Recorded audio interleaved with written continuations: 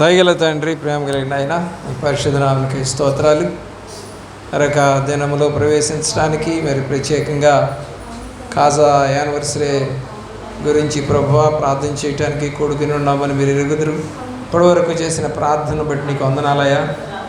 ఈ వాక్య భాగంలోకి వెళుతున్నాం, కావాల్సిన జ్ఞానము, శక్తి, బలం మీరు మాకు అందించండి. మేము పెడుతున్న మొరను, మేము అడిగినటువంటి ఈవులు న్యాయమైనవైతే ప్రభా మీరు మాకు అనుగ్రహించండి. మీరు ఘనత పొంది ఆత్మీయ మేలుతో నింపమని కృష్ణ యేసునామములో ప్రార్థన చేసి పెడుతున్నాం తండ్రి. కూర్చుందామండి. ఆదికాండము 4వ అధ్యాయం 26వ వచనంలో, మరియు క్షేతునికి కూడా కుమారుడు పుట్టెను, అతనికి ఏనోషు అని పేరు పెట్టింది. అతడు యెహోవా నామమున ప్రార్థన చేయటం ఆరంభమైంది. బైబిల్లో మొట్టమొదట ప్రార్థన చేయటం అనేది ఆరంభమైనది. ఏనోషు అనేటువంటి వ్యక్తి యెహోవా నామమున ప్రార్థన చేయటం మొదలు. చాలామందికి డౌట్ రావచ్చు, యెహోవా నామము ఇతనికి ఎట్టా తెలుసు?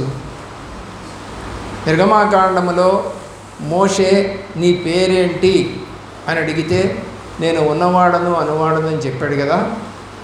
ఆ తర్వాత యెహోవాను నేనే అనే మాటలు కూడా వచ్చాయి. మరి ఇప్పుడు 4వ అధ్యాయంలోనే ఇతనికి యెహోవా పేరు తెలుసు. యెహోవా నామము సర్వనామం, ఎవరికైనా అది బయలుపరచబడుతుంది. అదొకటి గుర్తుపెట్టుకోవాలి మనం. 12వ అధ్యాయం 8వ వచనంలో, అక్కడ నుండి అతడు బయలుదేరి బేతేలుకు తూర్పునున్న కొండకు చేరి పడమటనున్న బేతేలునకును తూర్పునున్న హాయికిని మధ్యన గుడారము వేసి అక్కడ యెహోవా బలిపీఠము కట్టి యెహోవా నామమును ప్రార్థన చేసి. ఇతను ఎప్పుడు ప్రార్థన చేస్తా ఉన్నాడంటే, ప్రభువు పిలిచిన పిలుపుకి లోబడి మరి అన్ని జనుల్లో నుంచి బయటకు వచ్చిన తర్వాత దేవునికి ఒక బలిపీఠం కట్టి ప్రార్థన చేయటం మొదలుపెట్టాడు అబ్రహాం. కాబట్టి మనం కూడా అన్ని జనుల నుంచి వచ్చిన వారమే కాబట్టి, మనం కూడా దేవుడు పిలుపుకు లోబడి వచ్చాం కాబట్టి మన ఇంట్లో కూడా ఒక బలిపీఠం కట్టుకొని ప్రార్థనా ధూపం అనేది వేస్తూ ఉండాలి. దేవుని యొక్క ప్రేమలో 20వ అధ్యాయం 7వ వచనంలో, కాబట్టి ఆ మనుష్యుడు భార్యను తిరిగి అతనికి అప్పగించుము, అతడు ప్రవక్త, అతడు నీ కొరకు ప్రార్థించి. ప్రవక్తలు ఏం చేస్తారు? ఇతరుల కొరకు ప్రార్థన చేస్తారు. కాబట్టి వాళ్ళ చేత ప్రార్థన చేయించుకోవడం ఎంతో ఆశీర్వాదకరం. 20వ అధ్యాయం 17వ వచనం, అబ్రహాము దేవుని ప్రార్థించగా దేవుడు అబీమెలెకును అతని భార్యను అతని దాసీలను బాగు చేసిన వారి పిల్లలు కండ్రి. ప్రార్థన చేసిన తర్వాత వాళ్ళకి పిల్లలు పుట్టారట. కాబట్టి అబ్రహాముని దేవుడు ఏమని చెప్పాడు? ఇప్పుడు ప్రవక్త, అతను ప్రార్థన చేస్తాడు, నీకు మేలు జరుగుతుంది. కాబట్టి ప్రార్థన అనేది ఇంపార్టెంట్ ప్రియులరా. 21వ అధ్యాయం 33వ వచనంలో, అబ్రహాము బేర్షెబాలో ఒక పిచ్చుల వృక్షం నాటి అక్కడ నిత్యమైనటువంటి దేవుడైన యెహోవా పేరిట ప్రార్థన చేస్తాడు. ఎప్పుడూ ప్రార్థన ప్రార్థన ప్రార్థన అనే మాటలు మనకు కనపడతాయి బైబిల్లో. తను పిలిచిన బిడ్డలు, తను ప్రేమించిన బిడ్డలు ఎప్పుడు ప్రార్థన చేయాలని ఆయన కోరుకుంటూ ఉంటాడు. అలాగే మన సమస్యల విషయంలో కూడా ప్రార్థన చేయాలి. 25వ అధ్యాయం 21వ వచనంలో, ఇస్సాకు భార్య గొడ్రాలు కనుక అతడు ఆమె విషయమై యెహోవాను వేడుకొనెను, యెహోవా అతని ప్రార్థన వినెను కనుక అతని భార్య అయిన రెబెకా గర్భవతి అయింది. కాబట్టి మన సమస్యలు కూడా దేవుడి దగ్గర పెట్టదు. అప్పుడు కూడా దేవుడు మన ప్రార్థన విని మనకు జవాబిస్తాడు. మనం నీతిగా ప్రార్థన చేయటం అనేది ఇంపార్టెంట్. 26వ అధ్యాయం 25వ వచనంలో, అక్కడ ఒక బలిపీఠము కట్టించి యెహోవా నామమును ప్రార్థన చేసి అక్కడ తన గుడారం వేసెను. అప్పుడు ఇస్సాకు దాసులు అక్కడ బావితుడు. ఎక్కడికి వెళ్ళినా కూడా ఇస్సాకు ఉన్నటువంటి లక్షణం ఏంటి చెప్పండి? దేవుడి నామమున ప్రార్థన చేయటం. ఇలాంటిది నీకు కూడా అలవాటు చేసుకోవాలి. బంధువుల ఇంటికి వెళ్ళడం, సరదాగా ఎంజాయ్ చేయటం కాదు, ప్రార్థన ఉండాలి. ప్రార్థన చేస్తానని అడుగు. అలాగే వచ్చేటప్పుడు ప్రార్థన చేస్తానని అడుగు. ఎక్కడికి వెళ్ళినా మనం ప్రార్థన అనేది వదిలిపెట్టుకోవాలి. అది ఎప్పుడైతే నేర్చుకుంటామో దేవుడు సహాయం చేస్తాడు. సంఖ్యాకాండం 21వ అధ్యాయం 8వ వచనంలో, మోషే ప్రజల కొరకు ప్రార్థన చేయగా, యెహోవా నీవు తాపకరమైన సర్పం నుండి ప్రతిమను చేయించి స్తంభం మీద పెట్టుము, అప్పుడు కరవబడినటువంటి ప్రతివాడును దాని వైపు చూచి బ్రతుకునని యెహోవా మోషేకు సెలవిచ్చింది. కాబట్టి చచ్చిపోతున్నారు పాములు గరిచి, ప్రార్థన చేయి. ప్రార్థన చేసినప్పుడు దేవుడు జవాబు ఇచ్చాడు. కాబట్టి ఒక ఇత్తడి సర్పంను ఎత్తి పైకి పెట్టు స్తంభం మీద, దాన్ని చూసిన వాళ్ళంతా, తేరి చూసిన వాళ్ళంతా బ్రతుకుతారు. అదే యేసుక్రీస్తు శిలువ మీద యేసు. ఆయన ఎవరైతే తేరి చూస్తారో వారంతా బ్రతుకుతారు, వారికి అందరికీ జీవం వస్తుంది. ద్వితీయోపదేశకాండం 9వ అధ్యాయం 26వ వచనంలో, నేను యెహోవాను ప్రార్థించుచు ఇలాగు చెప్పి తిని, ప్రభువా యెహోవా, నీవు నీ మహిమ వలన విమోచించి బహు బాలము వలన ఐగుప్తులో నుండి రప్పించిన నీ స్వాస్థ్యమైన జనమును నశింపచేయొద్దు. ప్రార్థన చేస్తా ఉన్నాడు మోషే. ప్రార్థన ప్రజలు నశింపజేస్తానని చెప్పేసి దేవుడు అంటుంటే వద్దు అని ప్రార్థన చేస్తూ ఉన్నట్టుగా మనకి కనపడుతూ ఉంది. దేవుని యొక్క ప్రేమలో యెహోషువ గ్రంథము 7వ అధ్యాయము 9వ వచనంలో, కనానీయులు ఈ దేశ నివాసులందరూ విని మమ్మల్ని చుట్టుకొని మా పేరు భూమి మీద ఉండకుండా తుడిచివేసిన ఎడల ఘనమైన నీ నామమును గురించి నీవేమి చేయదు అని ప్రార్థించగా, కనానీయులు మా మీద పడుతూ ఉన్నారయ్యా, చంపేస్తూ ఉన్నారు, తుడిచేస్తూ ఉంటున్నారు, మరి మాకు సహాయం ఎక్కడ అని ప్రార్థన చేయగా దేవుని ప్రేమిస్తున్నటువంటి ప్రియబిడ్డ. తర్వాత అంతా మీరు చదువుకుంటే సహాయం అనేది వస్తుంది. 10వ అధ్యాయం 12వ వచనంలో మనకు కనపడుతూ ఉంది ఆ మాటలు. యెహోవా ఇశ్రాయేలు ఎదుట అమోరీయులను అప్పగించిన దినమున ఇశ్రాయేలు వినుచుండగా యెహోషువ యెహోవాకు ప్రార్థన చేసెను. సూర్యుడా నీవు గిబియోనులో నిలువుము, చంద్రుడా నీవు అయ్యాలోయలో నిలువుము. జనుడు తమ శత్రువుల మీద పగ తీర్చుకునే వరకు సూర్యుడు నిలిచెను, చంద్రుడు ఆగెను అను మాట యాషారు గ్రంథంలో వ్రాయబడి ఉన్నది. సూర్యచంద్రాదులు కూడా అయిపోయినాయి ప్రార్థనకి. కాబట్టి అది మరి ఏదో సరదాగా కూర్చొని కాదు, యుద్ధభూమిలో కూర్చొని. కాబట్టి మనం కూడా దేవుడు మన ప్రార్థన వింటాడనే నమ్మకంతో ప్రార్థన చేయాలి. దేవుడు ప్రార్థన చేసిన ప్రతిసారి కూడా అనేక మేలులు చేసి, న్యాయాధిపతుల గ్రంథం 1వ అధ్యాయం 1వ వచనంలో, యెహోషువ మృతి పొందిన తర్వాత ఇశ్రాయేలు కనానీయులతో యుద్ధము చేయుటకు తమలో ఎవరు ముందుగా వారి మీదకు పోవలసిందని యెహోవాకు ప్రార్థన చేయగా, ఈ యుద్ధానికి వెళ్ళబోతున్నాం కదా ప్రభా, ఎవరు వెళ్ళాలి? 12 గోత్రాల వాడు ఉన్నాం, ఎవరు వెళ్ళాలి? దేవుడు చెప్పాడు, యెహోవా ఆ దేశమును యూదా వంశస్థులకు ఇచ్చి ఉన్నాను, వారు పోవాలి. ఎవరు వెళ్ళాలో కూడా చెప్తా ఉన్నాడు దేవుడు ప్రార్థనలు. కాబట్టి మనం కూడా ప్రార్థన చేయండి. రేపు ఎవరు వస్తారు, ఎవరు రావాలి, దేవుడి నిర్ణయం ఏంటి, మనం ఏమైనా ప్రయత్నం చేశామా, ఇవన్నీ కూడా ఆలోచించాలి. కాబట్టి మనం కూడా ప్రార్థన చేస్తే మరి వెనుతిరిగిపోయిన వాళ్ళు కూడా రావచ్చు, ఇష్టపడవచ్చు, ప్రేమించవచ్చు. కాబట్టి వాళ్ళని ప్రేమతో ఆహ్వానించండి, వారిని కలుపుకోవడానికి ప్రయత్నం చేయండి. వారు ఎలాంటి వారైనా సరే, నిన్ను ఏమన్నా సరే, నువ్వు దేవుని బిడ్డవు కాబట్టి ఒకరికొకరు సమాధాన పడటం అనేది ఇంపార్టెంట్. సమూయేలు మొదటి గ్రంథం 10వ అధ్యాయము 10వ వచనములో, బహు దుఃఖాక్రాంతురాలై వచ్చిన యెహోవా సన్నిధిని ప్రార్థన చేయొచ్చు బహుగా ఏడుస్తూ ఉంది హన్న.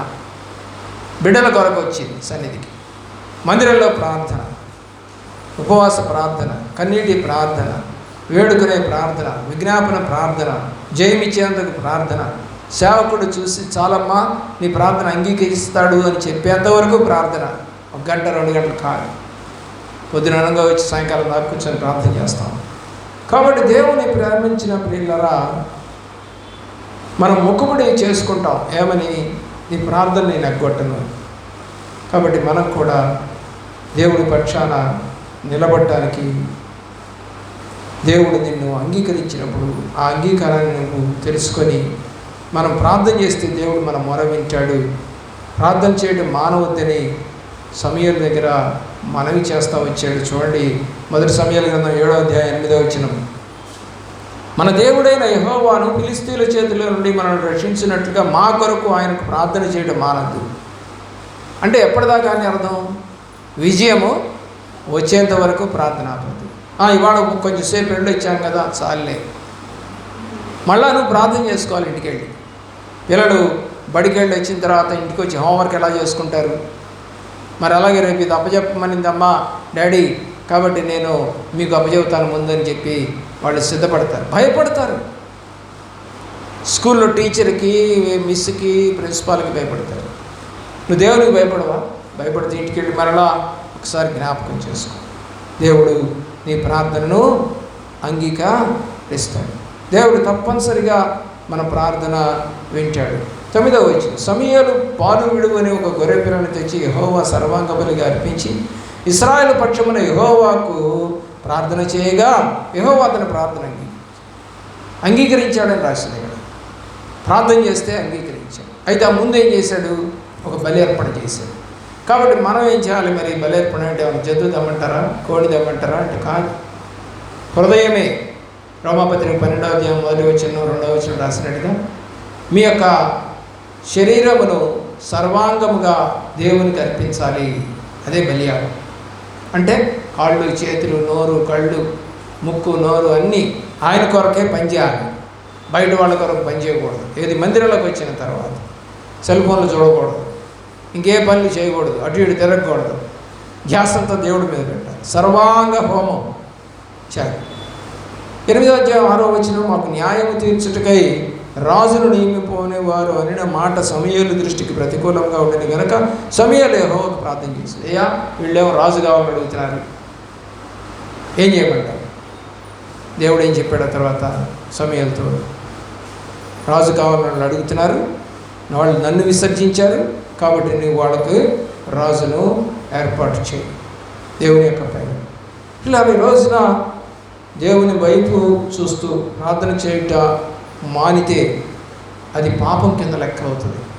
అది ఎంతమందికి తెలుసో నాకు తెలియదు, కానీ పాపం ప్రార్థన చేయడం మానేస్తేనే పాపం. నువ్వేం దొంగతనం చేయొద్దు, లేకపోతే దుర్భాషలాడొద్దు, విచారం చేయొద్దు, అన్యాయం చేయొద్దు. చూడండి, సమూయేలు 12వ అధ్యాయం 1వ గ్రంథము 12వ అధ్యాయం 23వ వచనం, నా మట్టుకు నేను మీ నిమిత్తము ప్రార్థన చేయడం మానుట వలన యెహోవాకు విరోధముగా పాపము చేసిన వాడనగుదును, అది నాకు దూరం అవుతుంది. ప్రార్థన చేయడం మానేస్తే మీ గురించి నాకు అది పాపం అయిపోతుంది. కాబట్టి అలాగా ఉండకూడదు అని చెప్పేసి చెప్తా ఉన్నాడు ప్రియులారా. కాబట్టి దేవుడు కూడా మరి ప్రార్థన చేసినట్టుగా కనపడుతుంది. ప్రభువైన మరి యేసుక్రీస్తు వారు కూడా మరి ప్రార్థన చేసినట్టుగా మనకి కనపడుతూ ఉంటుంది బైబిల్లో. చూడండి, దేవుని యొక్క ప్రేమలో జ్ఞాపకం చేసుకుందాం. 5వ అధ్యాయం మత్తయి సువార్త 44వ వచనం, నేను మీతో చెప్పినది ఏమనగా మీరు పరలోకమందున మీ తండ్రికి కుమారులై ఉండినట్లు మీ శత్రువులను ప్రేమించుని మిమ్మల్ని హింసించు వారి కొరకు ప్రార్థించి. బాధ పెట్టేవాడు కొరకు, మంచిగా నిన్ను చూసుకునేవాడు కాదు, నిన్ను వ్యతిరేకించి మాట్లాడతారే వారి కొరకు కూడా నువ్వు ప్రార్థన చేయాలి. దూషిస్తారు, వారి గురించి కూడా చేయాలి. అయితే ఎలా చేయాలి? 6వ అధ్యాయం 5వ వచనం, మరియు మీరు ప్రార్థన చేయనప్పుడు వేషధారుల వలె ఉండొద్దు, మనుషులకు కనపడవలనని సమాజ మందిరంలోనూ వీధుల మూలలోనూ నిలిచి ప్రార్థన చేయడం వారికి ఇష్టము, వారు తమ ఫలము పొంది ఉన్నారని నిశ్చయంగా మీతో చెప్పుచున్నారు. 6వ వచనం, నీవు ప్రార్థన చేయనప్పుడు నీ గదిలోనికి వెళ్ళి తలుపు మూసి రహస్యమందున నీ తండ్రికి ప్రార్థన చేయము, అప్పుడు రహస్యమందు చూసి నీ తండ్రి నీకు ప్రతిఫలమించు.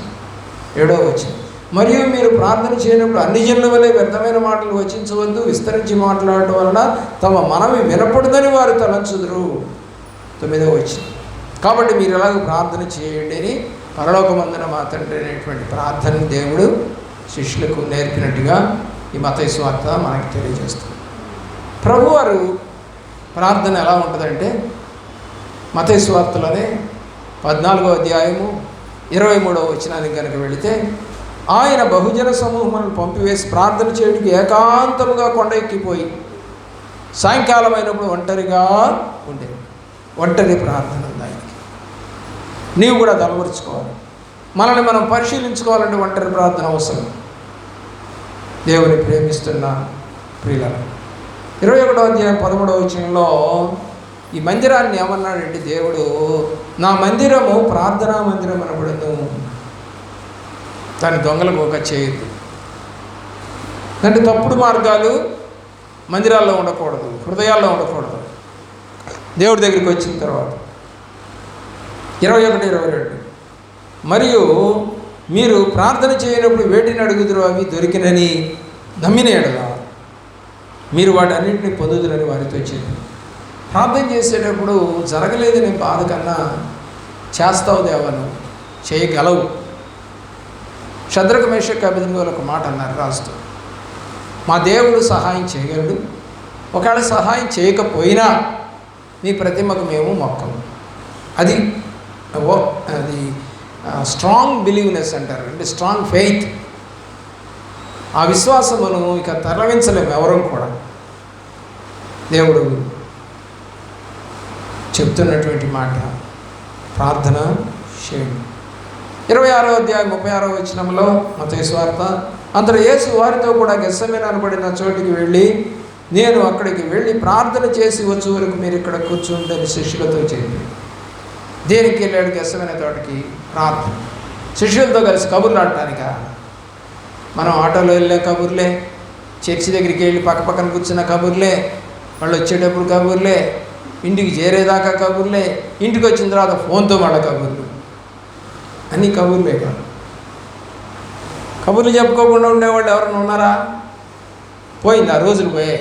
ఆ రోజుల్లో పాటలు పాడుకుంటూ వెళ్ళాం, ఈరోజు మాట్లాడుకుంటూ వెళ్తాం. తేడా ఎంతో ఉంది ఇప్పుడు. ఆ రోజు ప్రార్థన చేసుకుంటూ పాటలు పాడుకుంటూ ఐగుప్తులోంచి బయటకు వచ్చారట.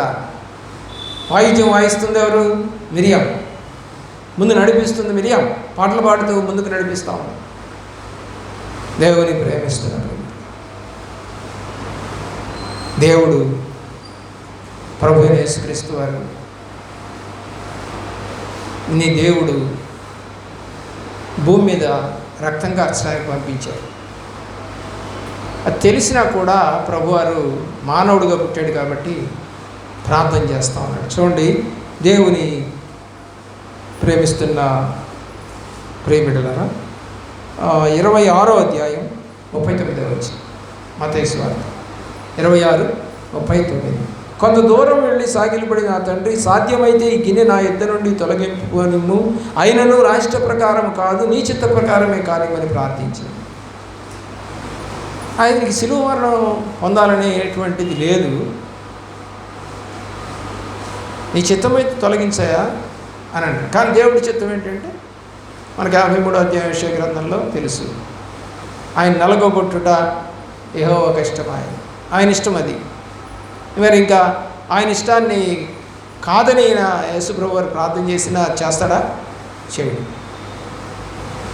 దేవుడు యెహోవా చిత్తమే నడిచింది, ఆయన్ని సిలువ వేయటం జరిగింది. 26వ అధ్యాయం 41వ వచనంలో మన లోగో కూడా అదే, చర్చి లోగో. మీరు శోధనలో ప్రవేశించకుండాట్లు మెలకువగా ఉండి ప్రార్థన చేయుడి, ఆత్మసిద్ధమే కానీ శరీరము బలహీనమని పేతురుతో చెప్పాను. ప్రార్థన చేయండి బాబు, మౌనంగా ఉండద్దు, దేవుడిని ప్రేమించండి. అలాగే ఆయన ప్రార్థన చేస్తూ పెందలకడనే లేచి కూడా, రాత్రులే కాదండి, సాయంకాలాలే కాదు. మార్క్స్ వార్త 1వ అధ్యాయము 35వ వచనం, ఆయన పెందలకడనే లేచి ఇంటికి ఇంకను చాలా చీకటి ఉండగానే బయలుదేరి అరణ్య ప్రదేశంలోకి వెళ్ళి అక్కడ ప్రార్థన చేయించు. కొండ ప్రార్థన చేయుటకు 6వ అధ్యాయం 46వ వచనంలో ప్రభువారు ప్రార్థన చేయుటకు కొండ ఎక్కిరి అని రాసిందా? లేదు, రాసింది. మరి మనము ఇంకా ఎవరు లేరులే, ఇప్పుడు కాసేపు ప్రార్థన చేసుకుందాం, పైకి వెళ్ళి డాబా మీదకి వెళ్ళాలని అనుకుంటావా? అందరూ కనపడుతూ ఉండాలి మనకి. రోడ్డు మీదకి వస్తా రావాలి, కూర్చోవాలి, అరుగు మీద కూర్చోవాలి. ఆ అమ్మాయి ఏమని చూడకపోతే అసలు మనకి ఆ రోజు నిద్ర పడదు. చాలామందికి అలాగే ఉంటుంది. మా బంధువుల కుటుంబాన్ని గురించి ఎవరో నాతో చెప్పారు. అసలు వాళ్ళు ఇంట్లో ఉన్నారో లేదో తెలియదండి, అస్సలు బయటికి రారండి, కనపడరండి అని చెప్పి సాక్ష్యం చెప్తా ఉన్నారు. వాళ్ళు ఉన్నా కూడా లేనట్టే ఉంటుంది. అంటే అరుపులు ఉండవు, కేకలు ఉండవు, తిట్లు ఉండవు, కింద పడేయడాలు ఉండవు, సామాన్లు. 9వ అధ్యాయం 29వ వచనంలో 28-29 వచనం పైన చూస్తే మనకి దయ్యం బాలేదు. శిష్యులు ప్రార్థన చేసినా దయ్యం బాలేదు. అందుకు ఆయన ప్రార్థన వలనే కానీ మరి దేని వలనైనా ఈ విధమైనది వదిలిపోవటం అసాధ్యమని వారితో చెప్పారు. దయ్యం పోవాలంటే కూడా ప్రార్థన, కార్యం జరగాలంటే ప్రార్థన, నమ్మిక కలిగి ఉండాలంటే ప్రార్థన. దేవుని మందిరం సమస్తమైనటువంటి అన్ని జనులకు ప్రార్థనా మందిరం. 11:17 మరియు ఆయన బోధించు నా మందిరము సమస్తమైన అన్ని జనులకు ప్రార్థనా మందిరం అనబడును అని వ్రాయబడలేదా? ఇర్మీయా గ్రంథంలో రాసేటది ఇది. దేవుని యొక్క ప్రేమ ఆలోచించి, దేవుడు ఇందాక మత్తయిలో చెప్పినట్టుగానే ఈ మాట కూడా మార్కు కూడా రాస్తూ ఉన్నాడు. ఏమని? 11:24లో, అందుచేత ప్రార్థన చేయనప్పుడు మీరు అడుగుచున్న వాటి నెలను పొంది ఉన్నామని నమ్ముడి, అప్పుడు అవి మీకు కలుగునని మీతో చెప్పుచున్నాను. ఎప్పుడైనా పాజిటివ్ థింకింగ్లోనే మనం ప్రభువు ప్రార్థించాలి, నెగిటివ్ థింకింగ్ ప్రార్థన చేయాలి. మరి పాజిటివ్ థింకింగ్తో చేసినా కూడా ఎందుకు జరగట్లేదంటే, మరి టీవీ ముందేసుకొని కూర్చున్నాడంట, బాగు చేస్తున్నాడంట, బాగు అవ్వట్లేదంట. సరైన ప్లేసు, సరైనటువంటి పార్టీ వేసేంతవరకు అది బాగోదు. అలాగే మనం కూడా ప్రార్థన చేసేటప్పుడు సరైనటువంటి ప్రార్థన, కన్నీటి ప్రార్థన చేస్తున్నామండి, రోధించి ఏడుస్తూ బతిలాడుకుంటున్నామండి, అయినా జరగట్లేదు. మరి పాపాలు ఒప్పుకున్నావా? పాపాలను ఒప్పుకున్నావా? పాపాలు ఒప్పుకున్న వాళ్ళందరూ ఎక్కడో దాక్కొని ఎవరితోనే చెప్తారండి, దొంగ పారిపోయాడు, సరే భయపడుతున్నాడు, ఒక 4 రోజులు అయిపోయింది, దాక్కొని ఉన్నాడు, అక్కడ ఉన్నటువంటి వాళ్ళతో చెప్తున్నాడు నేను చేసిన తప్పేను. అరే ఈ మాటే పోయి పోలీసుల దగ్గర కోర్టులో చెప్పరా అంటేనేమో భయం అంటాడు. ఇక్కడ చెబితే ఎవరు తీరుస్తారు న్యాయము? ఇక్కడ చెబితే న్యాయం తీర్చరు ఎవరు. సానుభూతి చూపిస్తారేమో కానీ నీకు న్యాయం జరగదు.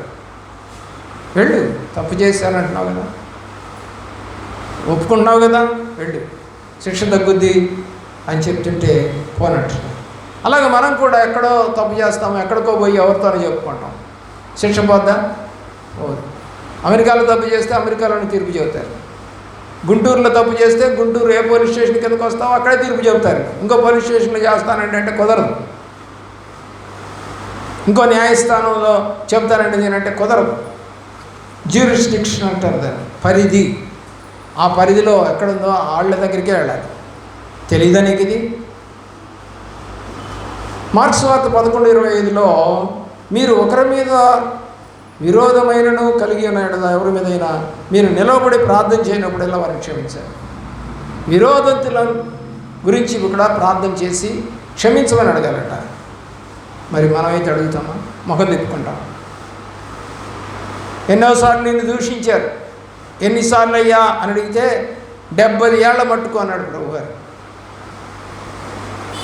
నిజంగా అలాంటి క్షమాగుణం మీకు ఉందా? ఈ రోజున ఆలోచన చేయవలసిందిగా కోరుతా ఉన్నాం. దేవుడు మాటలు వింటున్నప్పుడు వీళ్ళరా, దేవుడు దీర్ఘ ప్రార్థనలు చేసేవాడిని నమ్మద్దు అంటున్నాడు. మన ఇంటికి వచ్చి గంటలు గంటలు ప్రార్థన చేస్తూ ఉంటారు కొంతమంది, నమ్మొద్దు అంటున్నాడు. ఎందుకని? 12:40 మార్క్స్. విధవరాళ్ళ ఇండ్లు దిగమింగుచు మాయ వేషముగా దీర్ఘ ప్రార్థనలు చేయుదురు, వీరు మరి విశేషముగా శిక్ష పొందుదురని. అంటే ఎక్కువ ప్రార్థన చేస్తే ఆ ఇంటి వాళ్ళు మెచ్చుకుంటారేమో అని ప్రార్థన చేస్తారో నాకే తెలీదు. అయితే మేము నేర్చుకుంది ఏంటంటే సహవాసంలో క్లుప్త ప్రార్థనలు చేయాలి. వాళ్ళ సమస్య ఏమైనా ఉందా పెట్టి ప్రార్థన చేయి. ఓ ఎరగబడవా పోయి దేవుడు కనపడుతున్నాడు, దేవుడు చెబుతున్నాడు, అబద్ధ సాక్ష్యాలు చెప్పాలి. దేవుడే రాస్తా ఉన్నాడు ఆ మాట. వాళ్ళకి విశేషముగా శిక్ష పొందుదురని దేవుని యొక్క ప్రేమ. 13:33 మార్క్స్ వార్త, జాగ్రత్త పడి మెలకువగా ఉండి ప్రార్థన చేయండి, ఆ కాలం ఎప్పుడు వచ్చినా మీకు తెలియదు. జాగ్రత్తగా ఉండండి, మెలకువ కలిగి ప్రార్థన చేయండి, తప్పిపోవద్దు. దేవుని యొక్క ప్రేమ.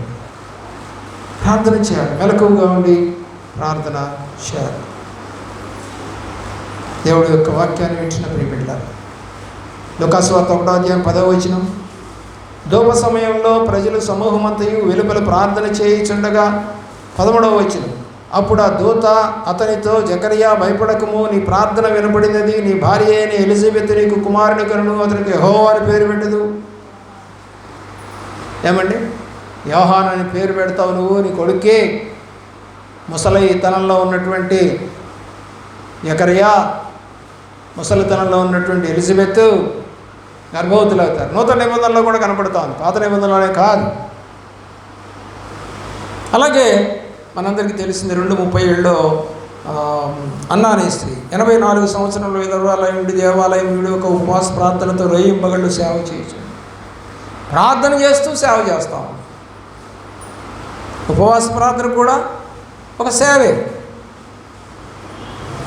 దేవుని ప్రేమించి 3వ అధ్యాయం 21వ వచనంలో ప్రజలందరూ బాప్తిజం పొందినప్పుడు యేసు కూడా బాప్తిజం పొంది ప్రార్థన చేయించుండగా ఆకాశం తెరవబడింది. 5:16లో ఆయన ప్రార్థన చేయుడుగా అరణ్యంలోనికి వెళ్ళాను. ఊర్లో చేసుకోకూడదా? ప్రశాంతంగా ప్రార్థన చేసుకోవాలంటే దూరంగా వెళ్ళాలి. కుదురుద్దా? ఎందుకు కుదరదు? మీ ఊరికి ఒక 5 కిలోమీటర్ల దూరం వెళ్తే అన్ని అరణ్యాలు లేకపోతే కొండలు కనపడతాయి. పోయి ప్రార్థన చేసుకోవచ్చుగా. చేయం. అరణ్యంలోనికి వెళుతూ ఉన్నట్టుగా బైబిల్ మనకి తెలియజేస్తుంది. బైబిల్లో ఇంకొక మాట ఏం కనపడుతుందంటే 5:33లో లూకాసు వార్తలో శిష్యులు తరచుగా ఉపవాస ప్రార్థనలు చేస్తారట. యోహాను శిష్యులు తరచుగా అంటే అనేక పర్యాయాలు. తరచుగా అంటే వారంలోనే 2-3 సార్లు కావచ్చు.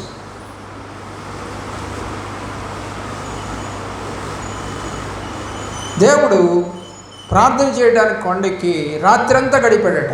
6వ అధ్యాయం 12వ వచనం లూకాసు వార్త. ఆ దినంలో యందు ఆయన ప్రార్థన చేయడానికి కొండకు వెళ్ళి దేవుని ప్రార్థించడం యందు రాత్రి గడిపాను. రాత్రి అంతా దేవుడు ప్రార్థన చేయడంలో గడిపాడు. కాబట్టి మనం కూడా ఎందుకు చేస్తున్నాం ఈ ప్రార్థన మీకు తెలుసు. విజయం చూడాలనే ఆశ,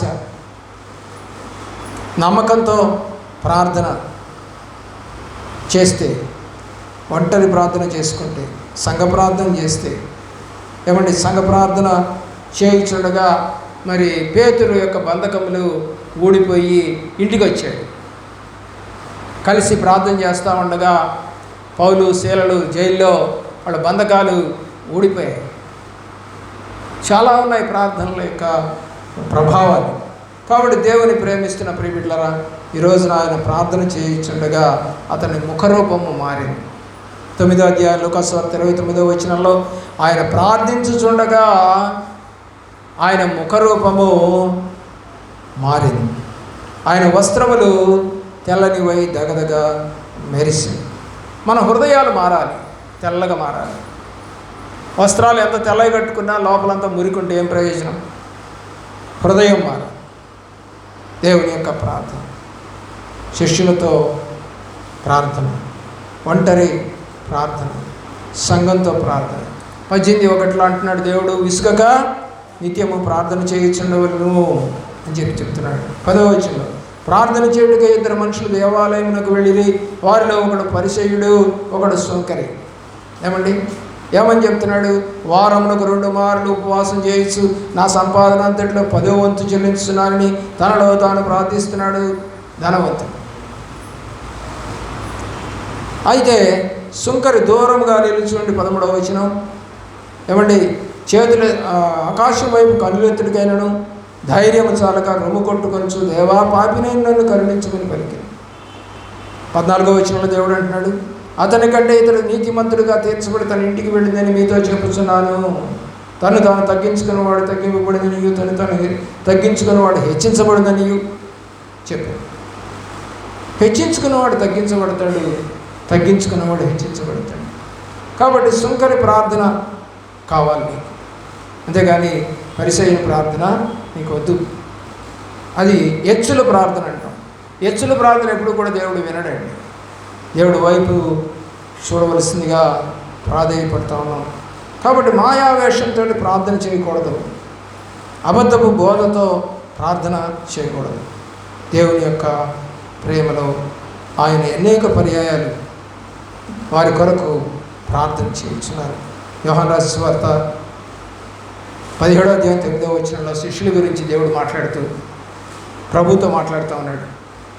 నేను వారికి ప్రార్థన చేయించున్నాను, లోకము కొరకు ప్రార్థన చేయట్లేదు. నీవు నాకు అనుగ్రహించి ఉన్నవారు నీ వారైనందున వారి కొరకే ప్రార్థన చేయించున్నాను. స్పెషల్గా చెప్తారు.